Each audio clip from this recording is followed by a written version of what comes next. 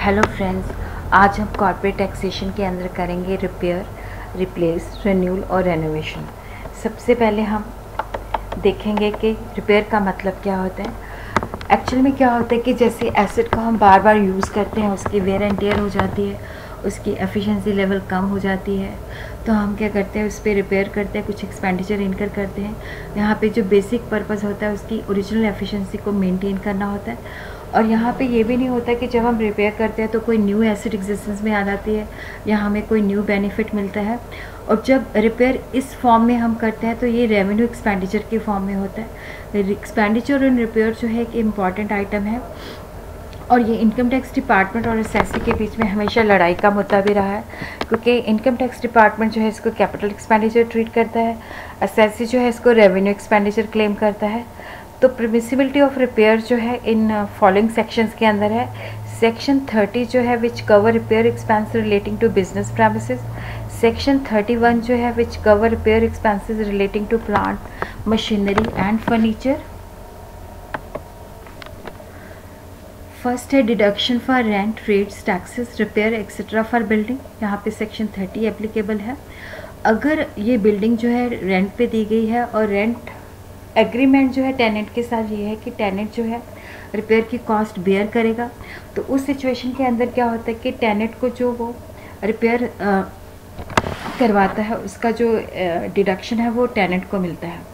और कुछ रिपेयर जो होती है जैसे allowance of current repair to the honours.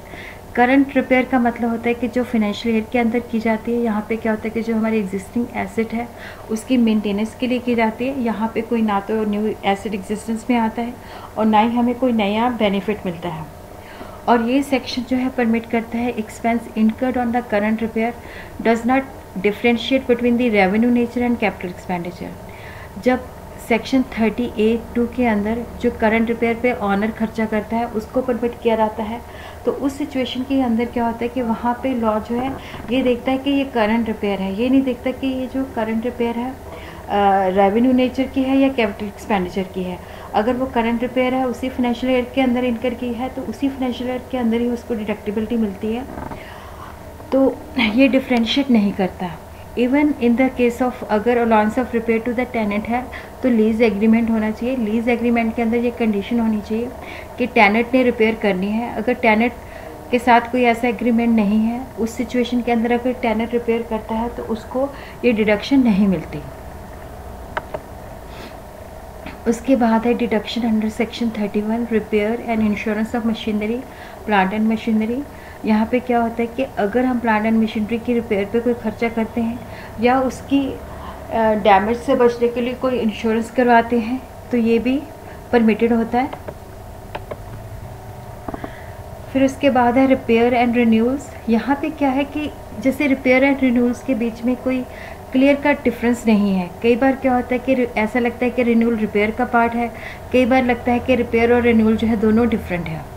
जो रिपेयर है या करंट रिपेयर है ये वाइड टर्म है जिसके अंदर रिप्लेसमेंट और रिन्यूअल भी आ जाती है, क्योंकि रिपेयर जब हम करते हैं तो कई बार ऐसा होता है कि एसेट के कुछ पार्ट जो होते हैं वो ख़राब होते हैं, तो हम क्या करते हैं कि रिपेयर से वो पार्ट्स की रिप्लेसमेंट कर देते हैं।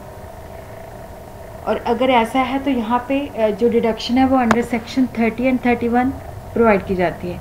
बट कई सिचुएशन के अंदर क्या होता है कि इनको डिफरेंटली ट्रीट किया जाता है, क्योंकि रिप्लेसमेंट के अंदर ये भी होता है कि जो चीज़ ख़राब हो चुकी है हम उसको निकाल देते हैं और कोई और पार्ट जो है या कोई और न्यू थिंग जो है जिसकी एफिशिएंसी ज़्यादा है या उतनी है वो हम उसके अंदर डालते हैं। अगर तो रिप्लेसमेंट से क्या होता है कि न्यू एसेट आता है और न्यू उसकी एफिशिएंसी लेवल बढ़ता है तब इसको कैपिटल एक्सपेंडिचर माना जाता है। बट अगर रिप्लेसमेंट से क्या है कि उसकी ओरिजिनल एफिशिएंसी को मेंटेन किया जाता है तब हम इसको करंट रिपेयर मानते हैं और ये परमिट की जाती है उसी साल के अंदर जिस साल ये इनकर हुई है। फिर उसके बाद है कि हमने इसकी टैक्स प्लानिंग कैसे करनी है। टैक्स प्लानिंग के अंदर ये है कि जो एसएससी है जिस साल उसको सब्सटेंशियल प्रॉफिट्स हैं उसी साल ही उसको रिपेयर, रिन्यूअल या रिप्लेसमेंट के ऊपर revenue expenditure, heavy revenue expenditure करना चाहिए ताकि उसको बेनिफिट हो सके। रेवेन्यू एक्सपेंडिचर का मतलब होता है कि जब हम उसको प्रॉफिट एंड लॉस के अंदर शो कर सकते हैं, जिसकी वजह से क्या होता है कि हमारी टैक्स लायबिलिटी काफ़ी कम हो जाती है। और एसेट को इंटायरली रिप्लेस करने की जगह उसको पार्ट्स के अंदर रिप्लेस करना चाहिए। और जब भी हम रिपेयर के ऊपर एक्सपेंडिचर इनकर करते हैं तो उसके लिए अगर हम सेपरेटली पार्ट्स डलवाते हैं तो उसके सेपरेट बिल्स जो है लेने चाहिए।